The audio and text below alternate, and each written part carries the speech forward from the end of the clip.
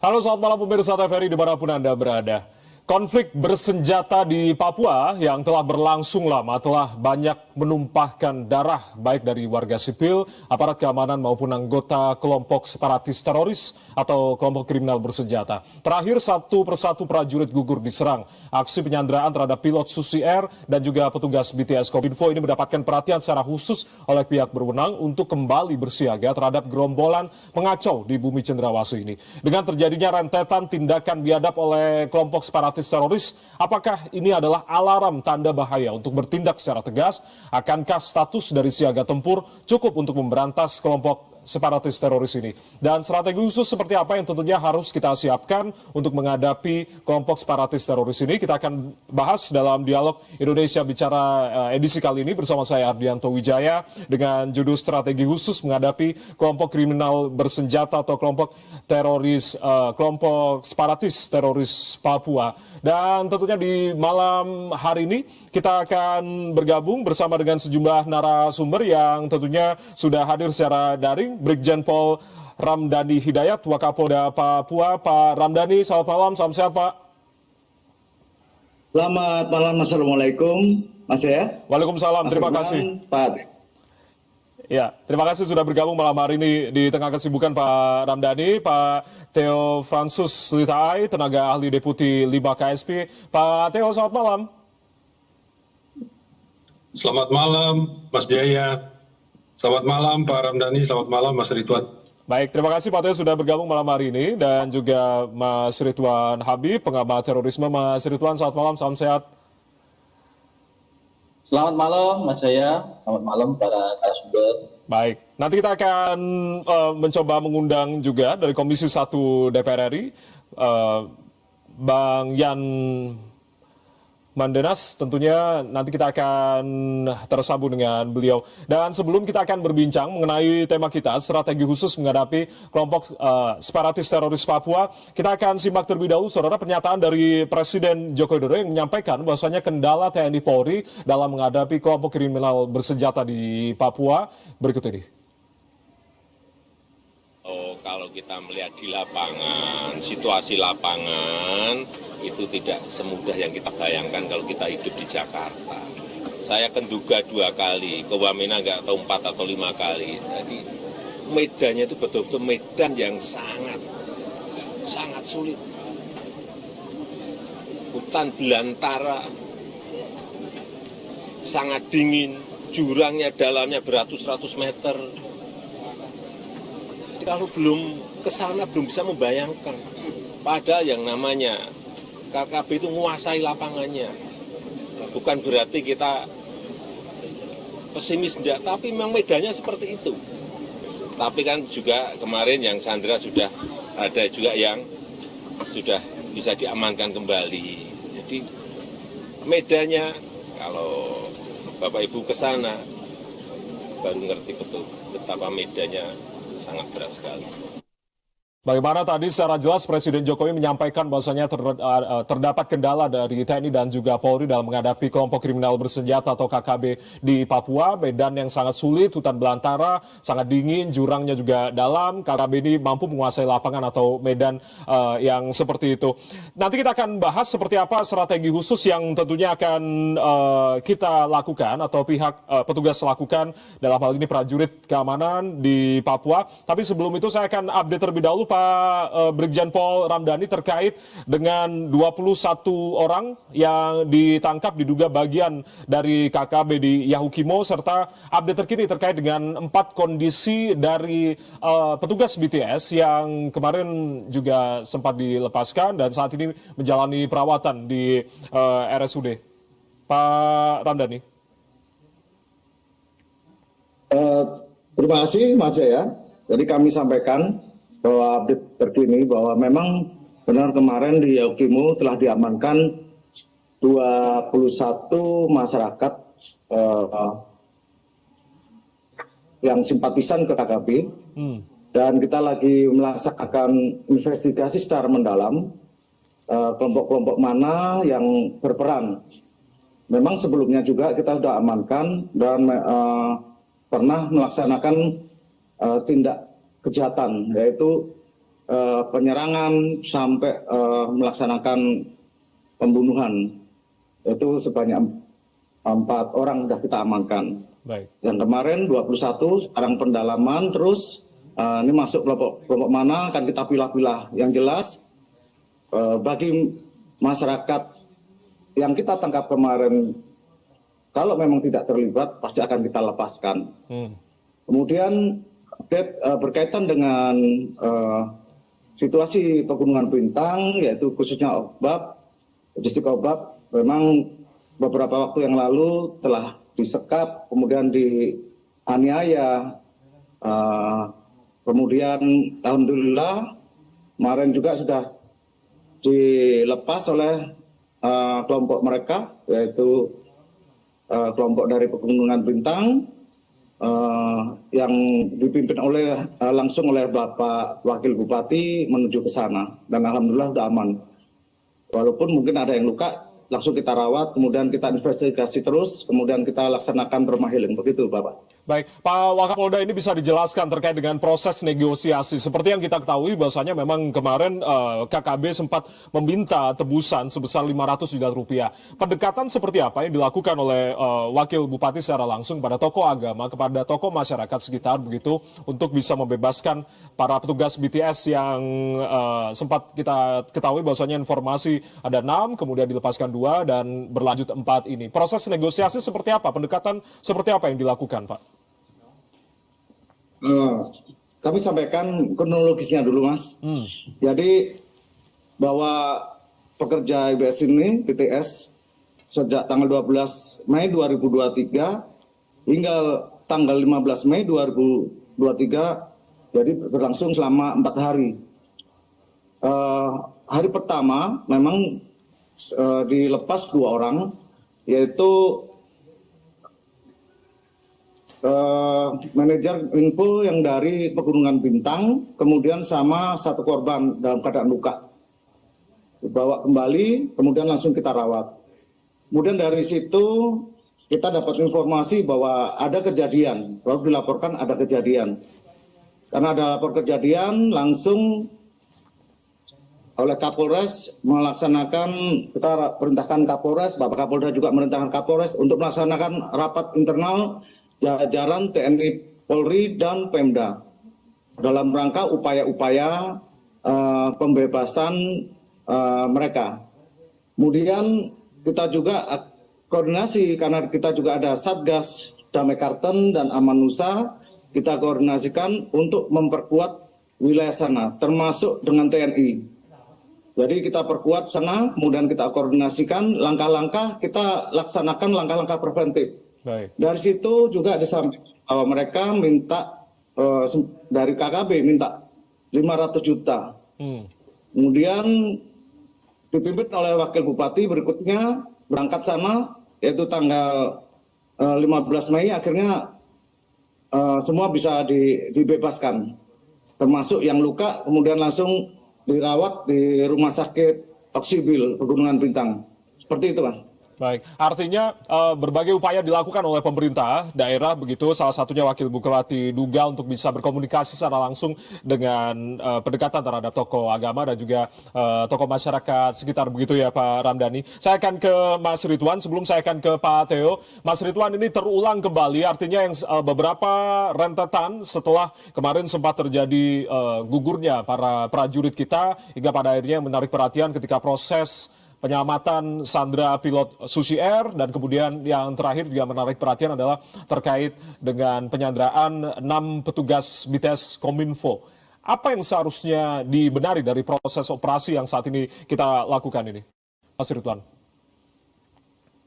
Ya, Mas Jaya, saya kira yang pertama kita harus menyampaikan apresiasi ya. Respon cepat dari Bapak Kapolda Papua dan juga dari tim yang ada di lapangan, baik itu dari TNI maupun dari Polri.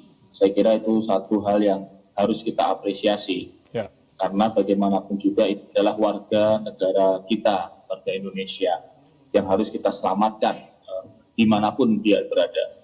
Nah, adapun kemudian terkait dengan operasi penumpasan KKB, saya kira memang harus ada evaluasi ya.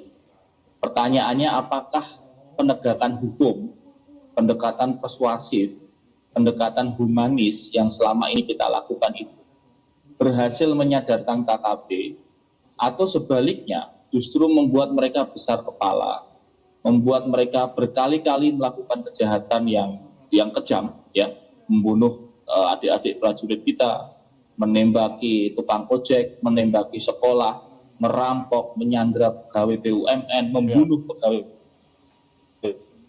BUMN. Apakah ini akan kita biarkan terus? Apakah dengan metode penegakan hukum seperti sekarang itu memberikan efek jera kepada KKB, atau sebaliknya mereka semakin jumawa? Nah, kalau kemudian ternyata tidak menimbulkan efek jera, tidak ada efek deterrence pada mereka, maka perlu difikirkan opsi lain. Misalnya opsi militer terbatas, operasi militer terbatas, spesifik yang ditujukan kepada KKB, bukan kepada warga sipil Papua, tetapi kepada pengikut organisasi KKB yang datanya sudah ada. Nah, kalau ini dilakukan, maka yang menjadi penjuru nanti bukan lagi dari kepolisian yang di depan, karena kalau polisi adalah penegakan hukum. Kalau statusnya adalah operasi militer terbatas, maka yang akan berada di depan adalah TNI. Dalam hal ini tentu membutuhkan keputusan atau goodwill dari pemerintah pusat, dalam hal ini Bapak Presiden, dan juga kemudian mendapatkan clearance atau restu atau izin dari Dewan Perwakilan Rakyat. Karena peraturan dalam undang-undang kita, undang-undang TNI mensyaratkan itu dengan persetujuan DPR. Nah, kalau kemudian ini dilakukan, maka bisa saja ini efektif untuk mengurangi atau bahkan menghilangkan, dalam tanda petik ya, menghilangkan ini jangan dibayangkan terus membumi hanguskan atau membunuh semua mereka. Mengeliminir gerakan ini di Papua, sehingga kemudian tidak terulang kembali seperti yang terjadi sekarang ini. Mas Ridwan, artinya berbicara terkait dengan status siaga tempur ini tidak cukup, harus ditingkatkan menjadi, Anda tadi katakan, operasi militer terbatas khususnya untuk KKB, atau seperti apa sebetulnya? Ya, ini bagian dari diskursus wacana kita.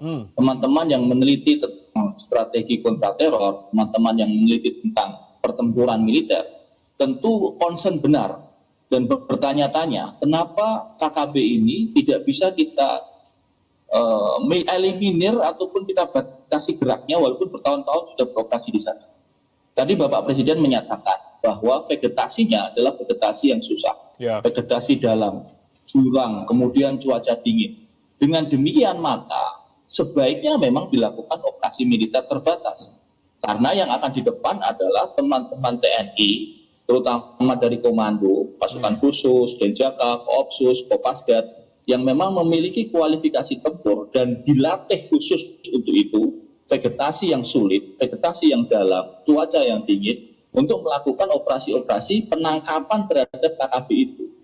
Sekali lagi, kalau itu dilakukan, maka perlu instruksi Presiden dan perlu persetujuan DPR sebagai representasi rakyat.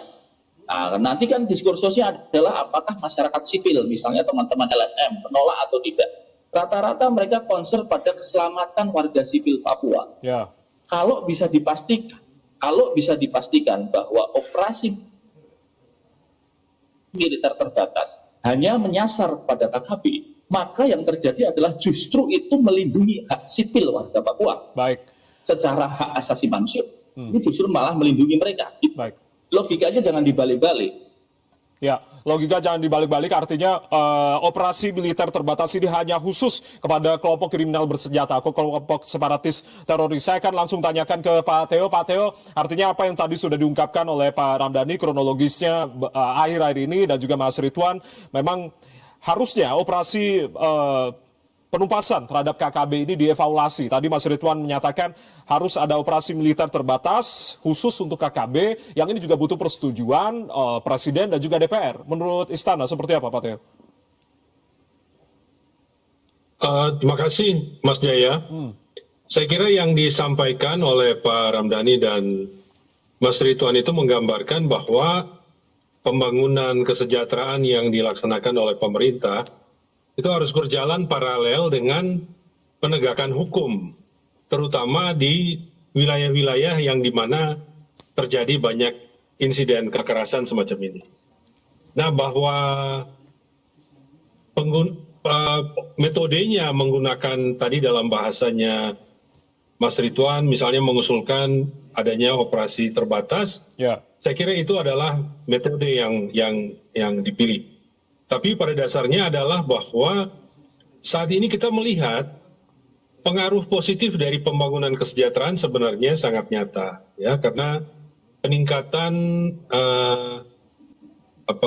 indeks pembangunan manusia itu benar-benar nampak di Papua.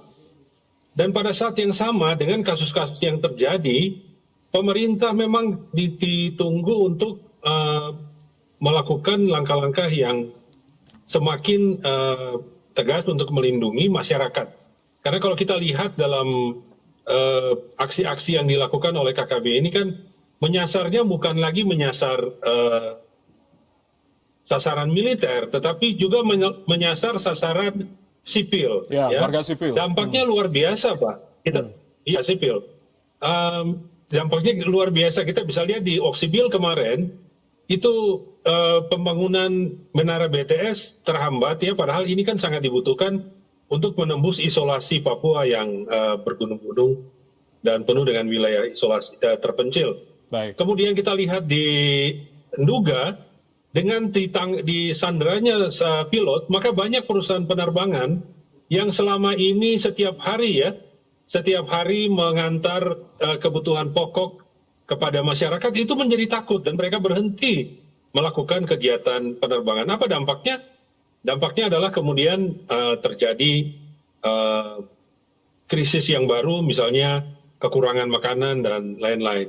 Tapi inilah akibat dari adanya sekelompok orang yang ingin untuk mencapai tujuan-tujuannya dengan menggunakan kekerasan dan menghalalkan segala cara.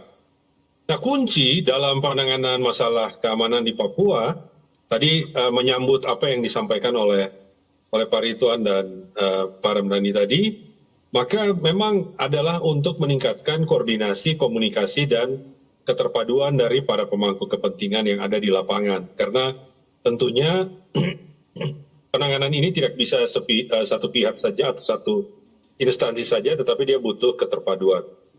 Dan kementerian dan lembaga terkait dan aparat itu harus didukung dengan sarana prasarana anggaran yang memadai.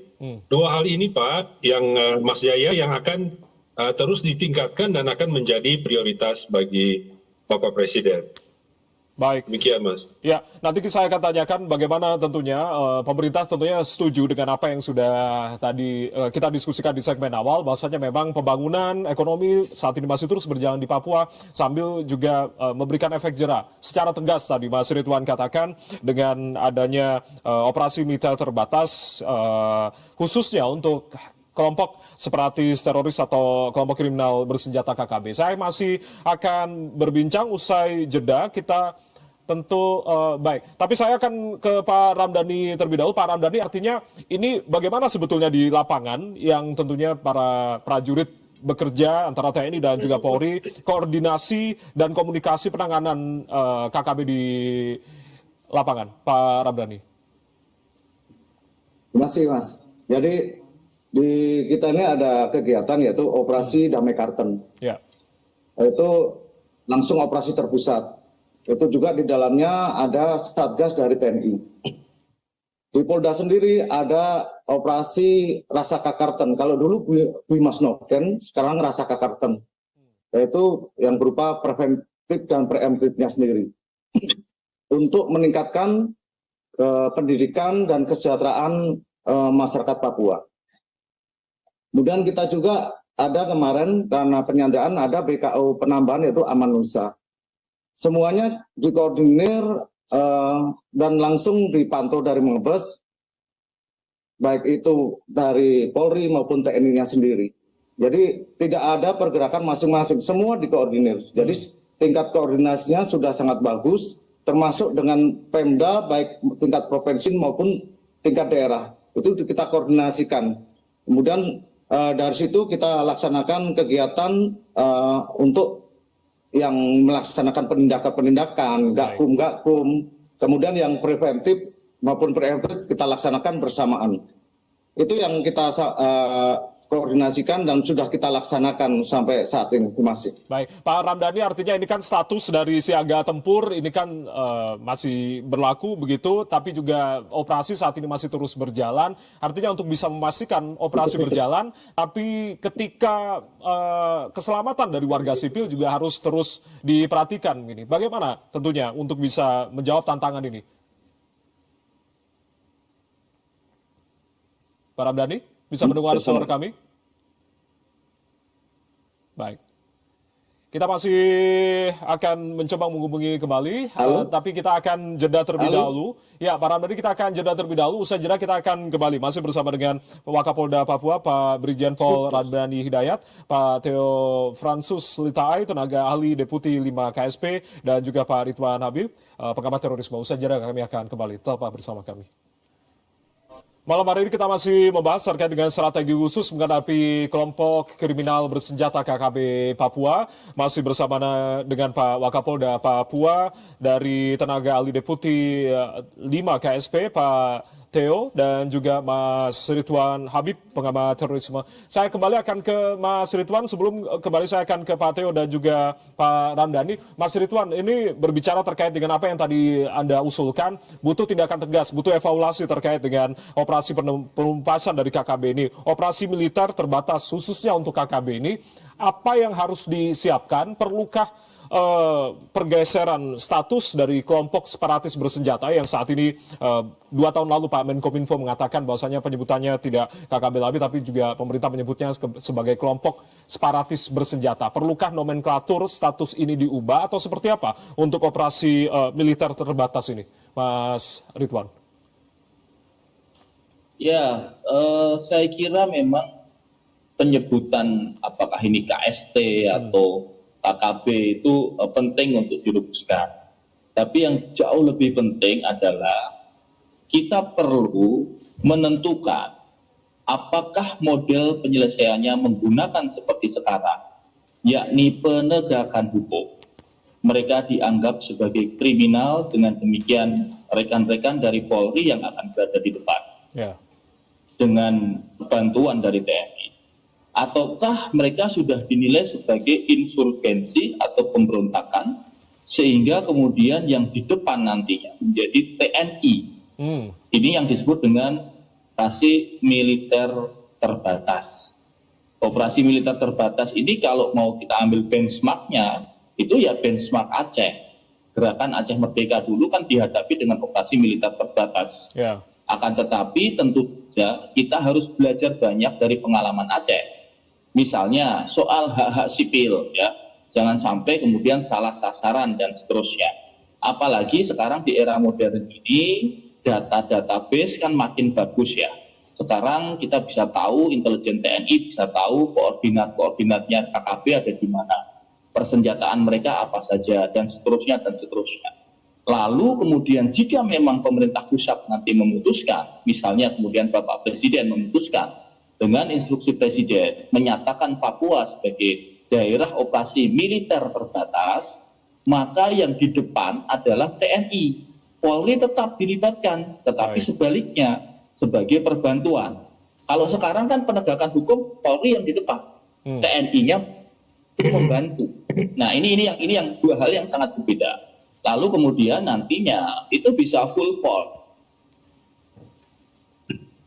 Baik, Mas Ridwan, sepertinya sambungannya bermasalah. Kita akan baik. Mas Ridwan, artinya kalau berbicara terkait dengan apa yang tadi sudah Anda katakan begitu, ini kan berbicara juga terkait dengan strategi apa yang harus kita siapkan ke depan begitu. Nah, berbicara terkait dengan perubahan nomenklatur atau perubahan penyebutan ini tadi, artinya ini juga berbicara juga sebagai upaya dialog damai. Sempat Anda singgung terkait dengan Aceh, yang tentunya kita juga berhasil dalam mengedepankan dialog damai. Apakah perlu dialog damai itu masih sesuai dengan kondisi saat ini atau seperti apa sebetulnya, Mas Ridwan?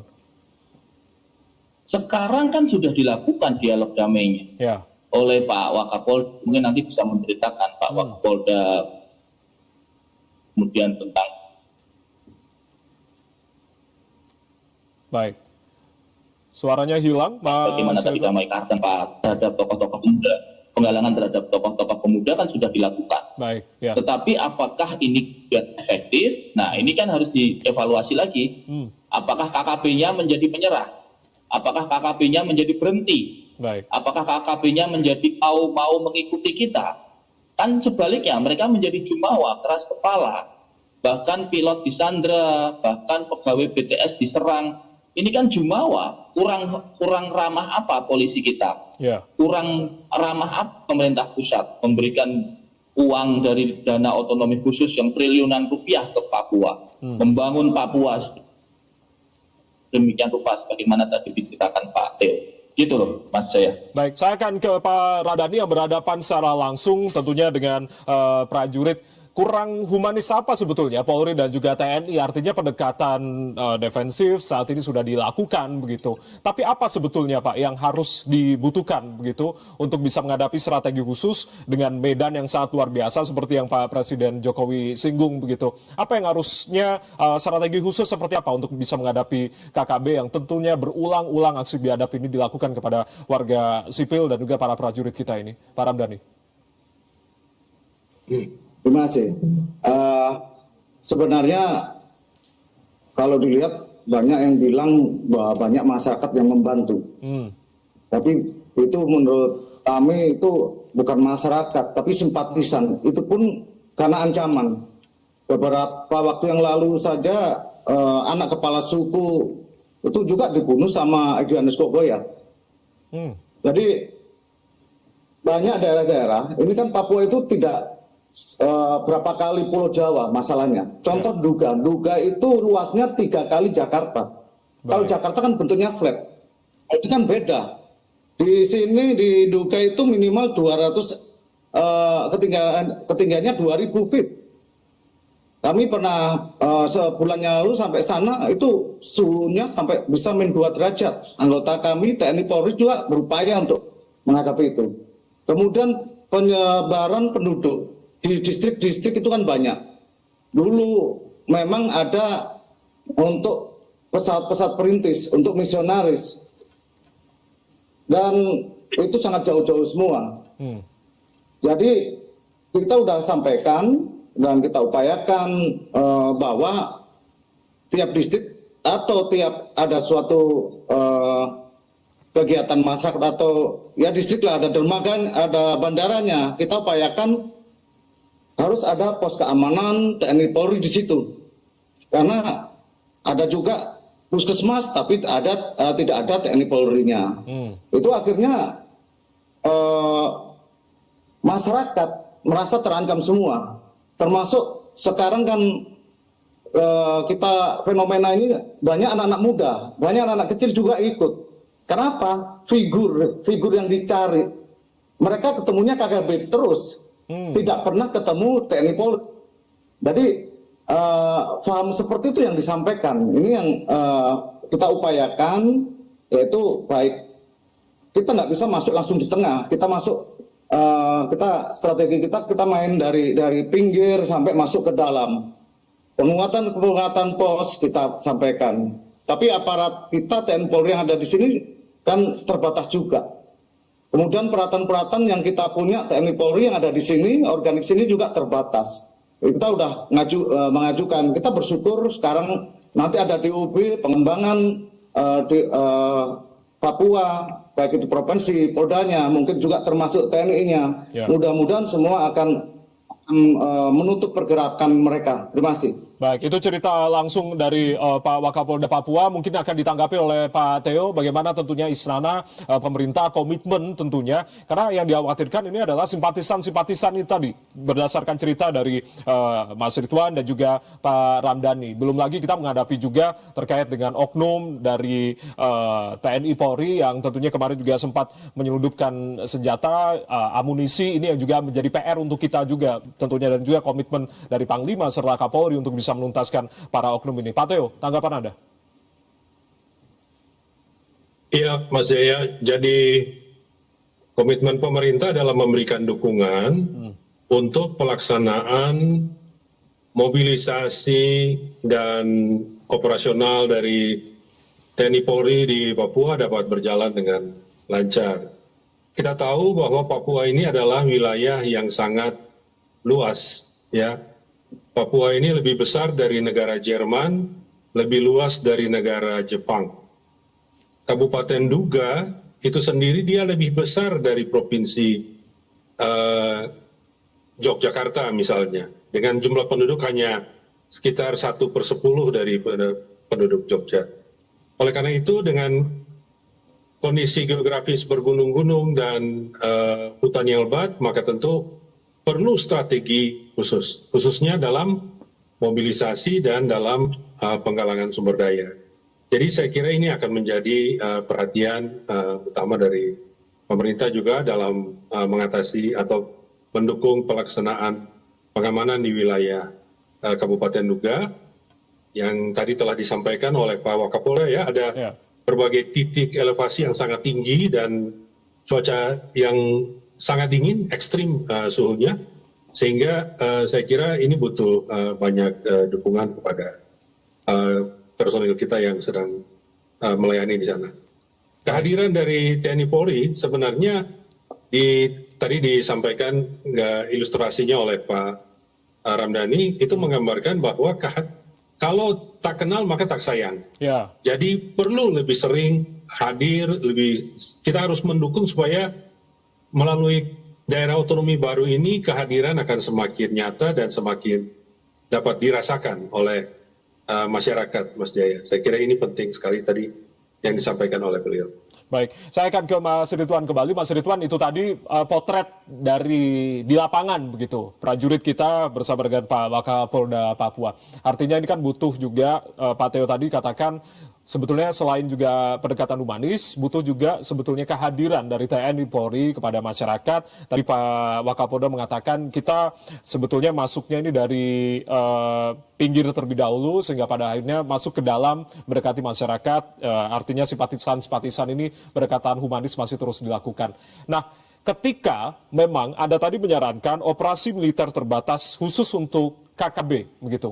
Waktu kapan yang tepat sehingga di saat kita berupaya untuk melakukan operasi secara defensif, kapan waktu yang tepat untuk bisa mengambil tindakan atau sikap tegas, ofensif lah katanya, Mas Ridwan?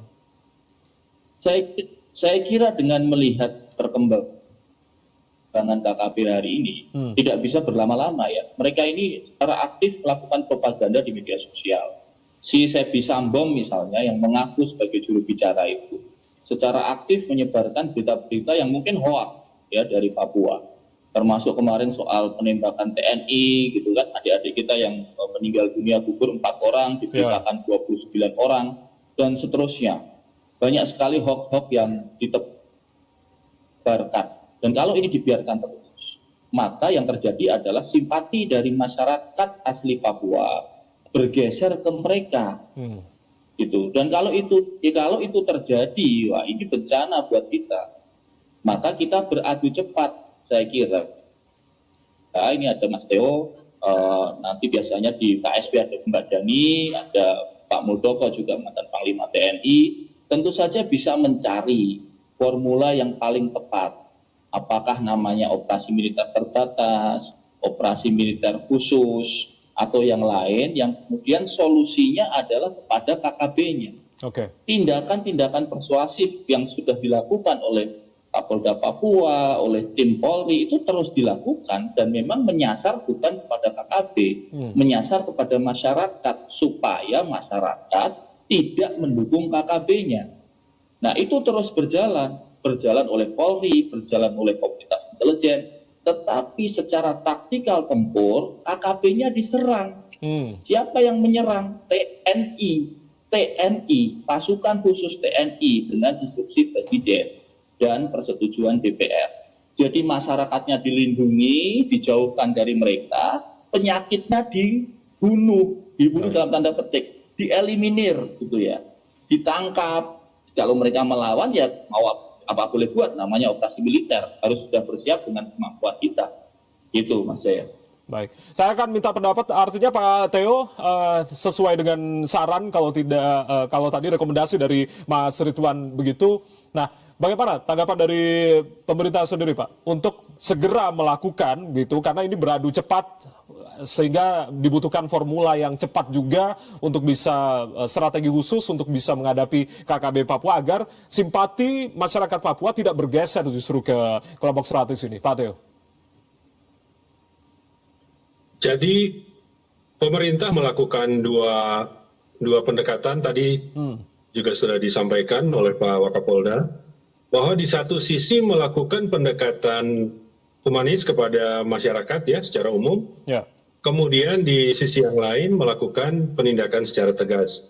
Namun bila penindakan tegas itu dirasakan belum berdampak, maka dan kemudian dilihat bahwa ternyata pendekatan yang digunakan oleh pemerintah secara humanis justru dimanfaatkan atau disalahgunakan oleh kelompok tertentu untuk melakukan kekerasan bukan saja kepada militer dan polisi, tetapi kepada rakyat sipil.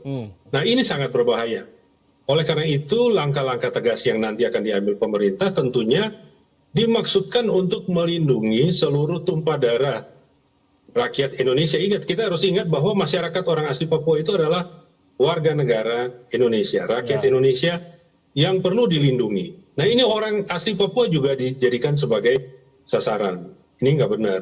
Jadi apa yang dilakukan oleh pemerintah sebenarnya adalah bagian dari perlindungan hak asasi manusia. Nah, ini juga saya kira perlu untuk kita berikan semacam pemahaman ya dalam kaitan dengan strategi-strategi khusus ini.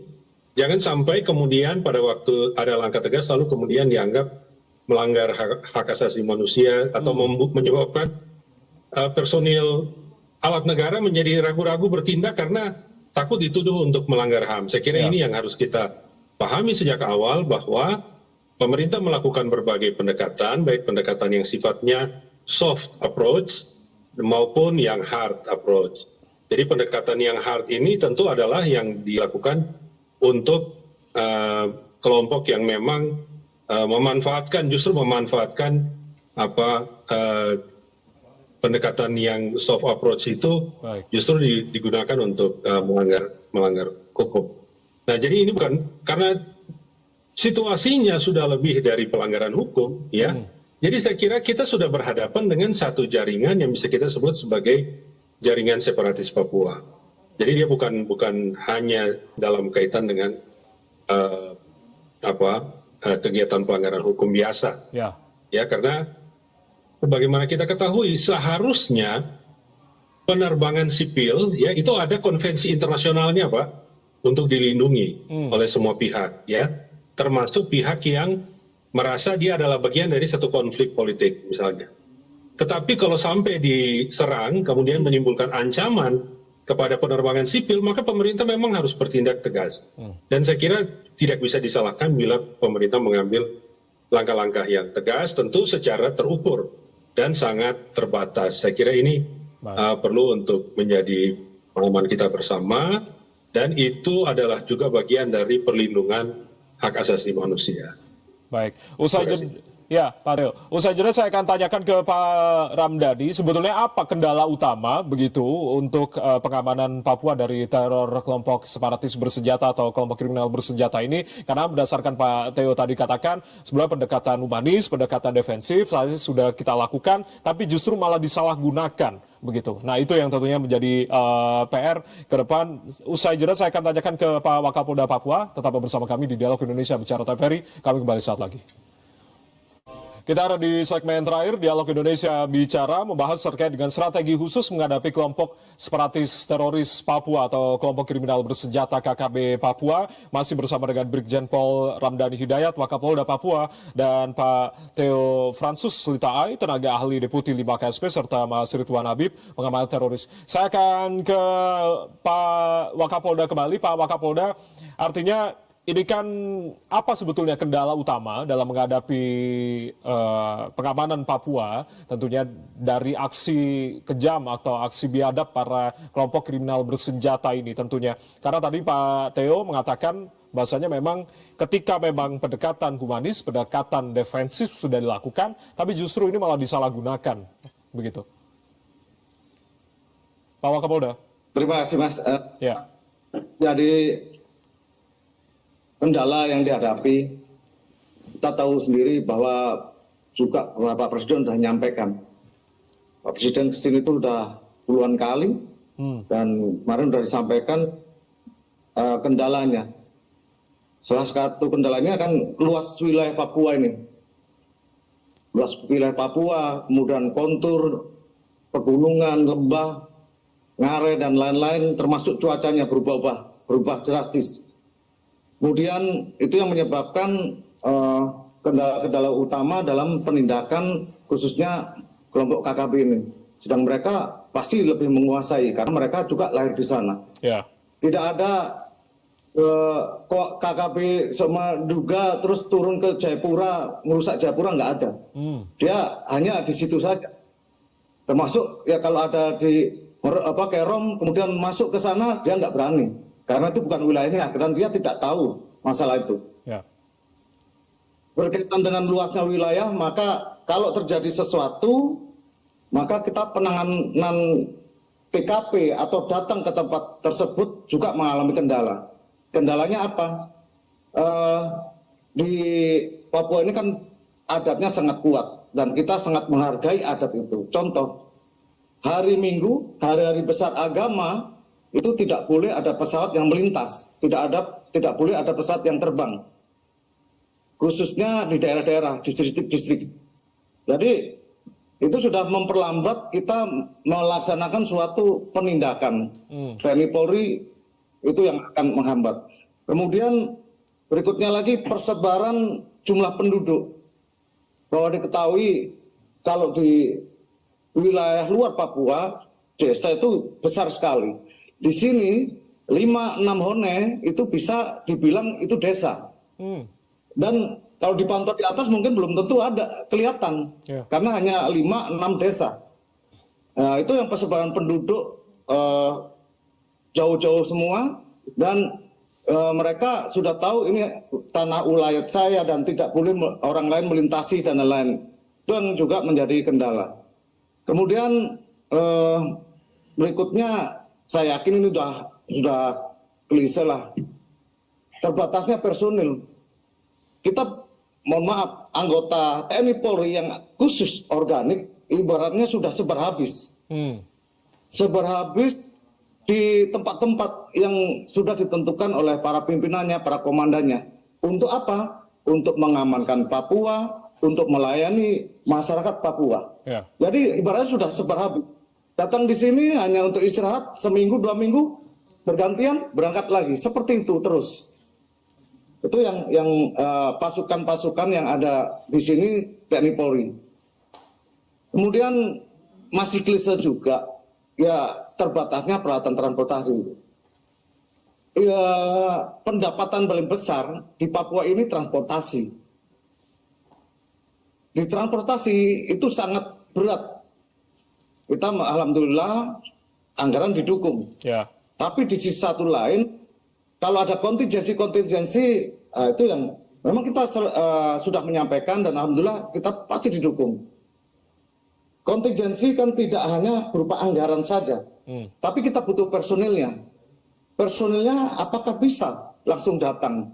Kalau kejadian hari Sabtu nggak mungkin, Minggu langsung disebar nggak mungkin, karena aturan tadi, aturan adat yang sangat kuat di sini, dan kita sangat menghargai adat yang ada di Papua ini. Baik. Itu beberapa saja perlu kami sampaikan, kendala-kendala yang kita alami TNI Polri, bahkan Pemda juga. Namun demikian, kendala itu tetap bagi kami itu bukan kendala yang luar biasa, dan kita tetap bisa mengamankan dan melayani masyarakat Papua. Masih. Baik, tentunya apresiasi tertinggi untuk para prajurit yang saat ini masih terus bertugas untuk mengamankan Papua, karena Papua adalah kita, begitu. Pak Teo, artinya ini kan tadi kita sudah mendengarkan secara khusus Pak Wakapolda istilahnya curhat secara langsung begitu, kendala-kendala utama yang dihadapi, ada yang klise juga, termasuk geografis yang menjadi tantangan utama, termasuk terbatasnya personil, terbatasnya transportasi begitu. Bagaimana tentunya pemerintah merespon hal ini, tentunya untuk bisa memprioritaskan ini, tidak hanya bisa menghadapi kendala-kendala, tapi juga memprioritaskan saudara-saudara kita, warga sipil yang satu persatu juga berguguran, termasuk juga para prajurit kita, dan juga termasuk juga para anggota dari kelompok separatis bersenjata ini, Pak Teo. Pak Jaya, pemerintah akan terus berusaha semaksimal mungkin untuk menjawab berbagai kebutuhan yang diperlukan dalam rangka meningkatkan pengelolaan keamanan di seluruh Indonesia, termasuk di Papua. Dalam kasus yang terjadi di Papua, pemerintah akan semaksimal mungkin melakukan upaya-upaya penyelamatan terhadap Sandra melalui pendekatan-pendekatan baik yang sifatnya persuasif maupun pendekatan yang lain, dengan memberikan juga prioritas kepada keselamatan Sandra. Penyanderaan warga sipil itu dengan alasan apapun tidak dapat diterima. Oleh karena itu, dalam upaya melakukan pendekatan persuasif, tidak menutup kemungkinan untuk upaya lainnya. Nah, dalam kesempatan ini kami juga ingin untuk memberikan penegasan sesuai dengan arahan dari Bapak Presiden bahwa Papua adalah bagian sah dari Negara Kesatuan Republik Indonesia, baik menurut konstitusi negara RI maupun menurut hukum internasional, maupun menurut fakta yang sedang berlangsung. Oleh karena itu, dalam keberadaan sebagai bagian yang sah dari Negara Kesatuan Republik Indonesia, maka berbagai penanganan yang dilakukan adalah dalam rangka menegakkan hukum maupun menegakkan kedaulatan Indonesia di wilayah Papua. Dalam rangka itu, tugas dari pemerintah langkah yang dilakukan oleh pemerintah adalah juga untuk melindungi segenap rakyat Indonesia, termasuk rakyat Indonesia di Papua. Terima kasih.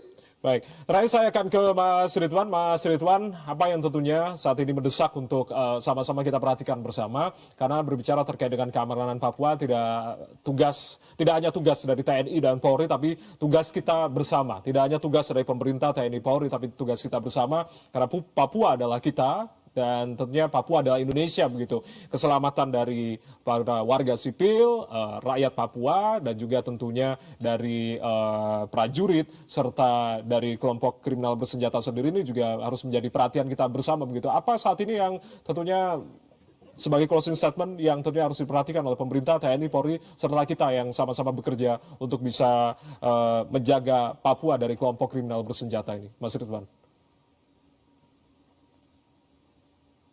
Ya, terima kasih. Saya kira yang pertama adalah keselamatan warga masyarakat. Ya, kita tidak membeda-bedakan apakah ini orang asli Papua, apakah ini pendatang, apakah ini berasal dari Jawa, apakah ini dari Sulawesi. Ketika mereka berada di Papua, maka itu adalah bagian dari Negara Kesatuan Republik Indonesia. Ketika sudah berada di wilayah Negara Kesatuan Republik Indonesia, maka harus dilindungi tumpah darahnya itu. Saya kira ini yang prioritas pertama ya.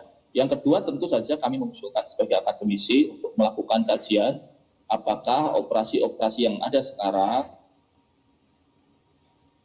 itu sesuai dengan dinamika ancaman yang ada. Kalau tidak sesuai, maka kami mengusulkan ada perubahan. Kami mengusulkan ada operasi militer terbatas khusus dengan instruksi Presiden, dan penjuru yang ada di depan adalah TNI, dengan target adalah menghargai hak-hak sipil, warga masyarakat sipil, dengan cara melakukan penindakan terhadap KKB atau Gerakan Separatis Papua. Demikian Mas Jaya. Baik, terima kasih Mas Ridwan, Pak Wakapolda Papua, Pak Brigjen Pol Ramdhani Hidayat, Pak Theo Fransus Litai sudah bergabung bersama kami di kesempatan kali ini. Semoga diskusi kita bermanfaat di kesempatan kali ini dan juga menjadi masukan tentunya bagi pemerintah dan juga TNI Polri dalam melakukan operasi khusus nantinya apa yang tadi sudah diungkapkan oleh Pak Ridwan. Sekali lagi saya ucapkan terima kasih Pak Ramdhani, Pak Theo, Mas Ridwan sudah bergabung bersama kami di Dialog Indonesia Bicara TVRI. Selamat malam, salam sehat selalu. Salam untuk para prajurit kita di Papua. Terima kasih. Terima kasih Pak Jaya. Ya, terima kasih Bapak-Bapak. Dan saudara demikianlah Dialog Indonesia Bicara TVRI. Saya Ardianto Wijaya, mewakili teman-teman yang bertugas mengucapkan terima kasih atas kebersamaan Anda. Tetap saksikan TVRI, media pemersatu bangsa. Selamat malam, sampai jumpa.